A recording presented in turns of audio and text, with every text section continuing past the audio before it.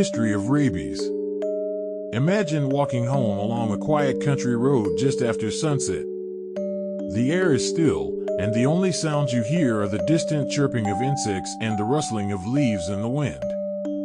Everything feels peaceful until a dog slowly steps out of the darkness. At first, nothing seems unusual. It stands silently, staring at you. Then you notice something strange. Thick saliva drips from its mouth. Its movements are clumsy and unnatural. Its eyes appear empty, yet filled with uncontrollable aggression. Without warning, the animal charges. Its teeth sink into your arm for only a second before it disappears into the night. The wound doesn't seem serious. You wash it, wrap it with a bandage, and continue your life, believing the danger is over. But in reality, the greatest danger has only just begun. Hidden inside that small bite is one of the deadliest viruses ever known to humanity. Unlike many diseases that attack immediately, rabies is incredibly patient. It doesn't rush through the bloodstream. Instead, it quietly enters the nervous system and begins an invisible journey toward the brain. Days pass. Then weeks. Sometimes even months. You feel completely healthy. You work, laugh, spend time with your family, and slowly forget that the bite ever happened. Then, without warning, everything changes. It begins with what seems like an ordinary illness. A mild fever. A headache. Fatigue. Perhaps a strange tingling sensation around the old bite wound. Nothing appears unusual. But deep inside your body, the virus has already reached your brain. Within hours, the symptoms become terrifying. You desperately want a drink of water, yet every attempt to swallow causes violent muscle spasms in your throat. Even hearing the sound of running water can trigger panic. Soon confusion replaces clear thinking. Hallucinations begin. Aggression appears without reason. The body slowly loses control over its own muscles. Breathing becomes more difficult. And only a few days later, death follows. Rabies is one of the very few infectious diseases that is almost always fatal once symptoms appear. Even today, despite incredible advances in modern medicine, thousands of people around the world still die every year because they did not receive treatment quickly enough after being bitten. But where did this terrifying disease come from? How long has humanity lived alongside it? And how did people survive for thousands of years without understanding what was actually killing them? The story of rabies begins long before modern science existed. It stretches back to the dawn of civilization itself. By the middle of the 19th century, rabies had become one of the most feared diseases on Earth. Entire communities lived in terror of a single bite from a stray dog or a wild animal. Doctors could recognize the symptoms, but they could do almost nothing to stop the disease once they appeared. For centuries, rabies had remained a death sentence.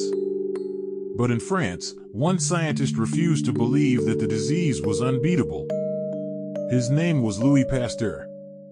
Although Pasteur was not a medical doctor, he had already transformed science through his groundbreaking work on germs and microorganisms. He proved that tiny invisible organisms were responsible for many diseases and developed methods that changed medicine forever. Still, rabies presented an extraordinary challenge. Unlike bacteria, the virus causing rabies could not be seen with the microscopes of the time. Scientists couldn't grow it in laboratory dishes, making it almost impossible to study. Many believed developing a treatment was hopeless. Pasteur disagreed. Together with his team, he began years of dangerous experiments using infected animals. Every day carried enormous risk. One accidental bite could cost a researcher their life. Yet the team continued, driven by the hope that they could save future victims. They discovered that the disease attacked the nervous system rather than spreading freely through the blood. By studying infected rabbits, Pasteur noticed that material taken from the nervous tissue could transmit the disease to other animals. Then came the breakthrough. Pasteur realized that if the virus could somehow be weakened before entering the body, it might teach the immune system how to defend itself without causing the deadly disease itself. It was an entirely new idea. For months, the team carefully weakened the virus by drying infected spinal cord tissue under controlled conditions. Each day the virus became less dangerous. After countless experiments, Pasteur successfully protected laboratory animals by exposing them to increasingly stronger versions of the weakened virus. For the first time in history, there was hope. But one enormous problem remained. No one had ever tested this treatment on a human being. Then, on July 6, 1885, everything changed. A frightened woman arrived at Pasteur's laboratory with her 9-year-old son, Joseph Meister. Just 2 days earlier, the young boy had been attacked by a rabid dog. The animal had bitten him multiple times across his hands, legs, and body. Doctors believed the child had almost no chance of surviving without some kind of intervention. Pasteur faced an impossible decision. He was not licensed to practice medicine. His vaccine had never been tested on a person. If he did nothing, Joseph would almost certainly die. If he used the experimental treatment and it failed, Pasteur could be blamed for the boy's death. For hours, he wrestled with the decision. Finally, believing the child had no other hope, Pasteur agreed to begin treatment. Over the following days, Joseph received a series of injections containing increasingly stronger forms of the weakened virus. Every injection was a step into the unknown. Pasteur and his colleagues watched anxiously, waiting for signs that the disease might appear. Days passed. Then weeks. Joseph never developed rabies. He survived. News of the miracle spread across Europe with astonishing speed. People who had once considered rabies an unavoidable death sentence suddenly saw hope for the first time. Soon victims from many countries traveled to Paris seeking the life-saving treatment. Pasteur's laboratory became one of the world's most important medical centers. His success marked the birth of modern rabies vaccination and changed the future of medicine forever. Today, millions of people owe their lives to the principles established by those early experiments. Yet the virus itself remains almost unchanged.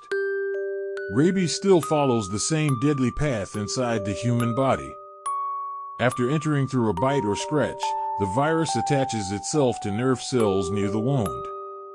Instead of traveling through the bloodstream, it slowly climbs along the nerves toward the spinal cord and brain. This journey explains why the incubation period varies so much. Someone bitten on the foot may not develop symptoms for several months because the virus has a much longer distance to travel.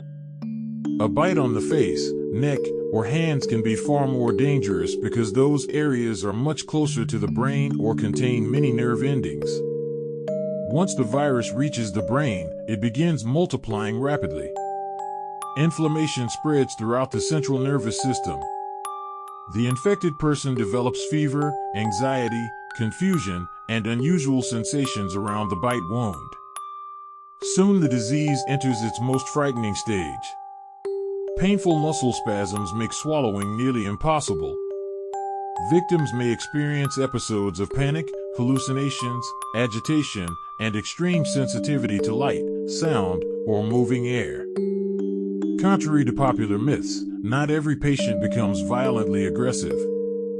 Some develop what's known as paralytic rabies, where weakness gradually spreads through the body until the muscles responsible for breathing stop working. Both forms are devastating. Without immediate treatment before symptoms begin, survival is extraordinarily rare. Fortunately, modern medicine has one powerful advantage that ancient civilizations never possessed. If a person thoroughly washes the bite wound with soap and water immediately after exposure and receives post-exposure vaccination before symptoms develop, rabies can almost always be prevented. Timing is everything. Once symptoms begin, however, even the best hospitals in the world have extremely limited options. Pasteur's discovery forever changed that reality. His vaccine became one of the greatest achievements in medical history and laid the foundation for many vaccines that followed. Yet despite this remarkable success, rabies has not disappeared. Even in the 21st century, the virus continues to claim thousands of lives every year, especially in regions where vaccines are difficult to access and stray dogs remain common. The battle that Louis Pasteur began nearly a century and a half ago is still being fought today. More than 4,000 years have passed since the first written descriptions of rabies appeared in ancient Mesopotamia. Civilizations have risen and fallen. Empires have disappeared. Humanity has landed on the moon, mapped the human genome, and developed medicines that once seemed impossible. Yet one ancient virus continues to survive. Rabies remains one of the deadliest infectious diseases ever known. Unlike many viruses that spread through the air, rabies depends on a single bite. That may sound simple, but it has allowed the virus to survive for thousands of years in wild animal populations across nearly every continent. Today, the virus exists in more than 150 countries and territories. Although many developed nations have dramatically reduced cases in domestic dogs through vaccination programs, rabies continues to circulate in wildlife. Different regions of the world have different natural carriers. In Europe, red foxes have historically been one of the primary reservoirs of the virus. In North America, raccoons, skunks, and foxes play an important role. Throughout Latin America, vampire bats have become one of the most unusual sources of infection, occasionally transmitting the virus to livestock and even humans while feeding at night. Across much of Asia and Africa, however, one animal remains responsible for the overwhelming majority of human infections: the domestic dog. According to global health organizations, nearly 99% of human rabies cases are linked to dog bites. Every year, tens of thousands of people lose their lives, and many of the victims are children. Why children? Because they are more likely to approach unfamiliar animals. They may not recognize warning signs such as growling, unusual behavior, excessive drooling, or aggression. Children are also shorter, making bites to the face and neck more likely, areas where the virus has a much shorter path to the brain. One of the greatest tragedies of rabies is that nearly every death is preventable. Modern vaccines are highly effective when given before symptoms appear. The first and most important step after any suspicious bite is immediate wound care. Washing the wound thoroughly with soap and running water for at least 15 minutes can significantly reduce the amount of virus in the tissue. Medical attention should then be sought as quickly as possible so doctors can determine whether post-exposure treatment is needed. For people at particularly high risk, such as veterinarians, wildlife biologists, animal control officers, and laboratory workers, preventive vaccination is often recommended even before any exposure occurs. These advances have saved countless lives. Yet challenges remain. In many rural communities, access to vaccines is limited. Hospitals may be far away. Families may not realize the seriousness of an animal bite until it is too late. In some places, myths and traditional beliefs still prevent people from seeking proper medical care. Education has therefore become one of the world's most powerful tools against rabies. Teaching children never to touch unknown animals, encouraging responsible pet ownership, and vaccinating dogs on a large scale have dramatically reduced deaths in many countries. Several nations have already eliminated dog-mediated human rabies through nationwide vaccination campaigns. It is one of public health's greatest success stories. Scientists continue to study the rabies virus in hopes of improving treatments and understanding how it interacts with the nervous system. Although a handful of patients have survived after symptoms appeared, these cases remain extraordinarily rare and often involve severe long-term neurological damage. For this reason, doctors around the world continue to emphasize prevention rather than treatment. Rabies teaches humanity an important lesson. Sometimes the greatest dangers are invisible. A tiny virus, far too small for the human eye to see, has shaped laws, inspired myths, frightened civilizations, and driven some of history's greatest scientific discoveries. It influenced ancient legal codes. It may have contributed to legends of monsters and werewolves. It inspired one of the greatest breakthroughs in medical history through the work of Louis Pasteur. And even today, it reminds us of the importance of science, vaccination, and public health. Every vaccinated dog helps protect an entire community. Every child taught to avoid unfamiliar animals may one day avoid a fatal infection. Every person who seeks immediate medical care after a bite gives themselves the best possible chance of survival. The story of rabies is therefore not only a story about fear. It is a story of knowledge overcoming superstition. It is a story of determination overcoming despair. And above all, it is a story of how one scientific discovery transformed a disease that terrified humanity for thousands of years into one that can almost always be prevented when action is taken in time. The battle is not over. Scientists continue to monitor new outbreaks, improve vaccines, and work toward the global goal of eliminating human deaths caused by dog-mediated rabies. That goal is ambitious. But history has shown that humanity is capable of extraordinary achievements when science, cooperation, and determination come together. The next time you see a healthy dog running through a park, it is easy to forget that only a little more than a century ago, a single bite from the wrong animal often meant certain death. Today, because of decades of research, vaccination, and education, millions of people have been spared that fate. Rabies has not changed.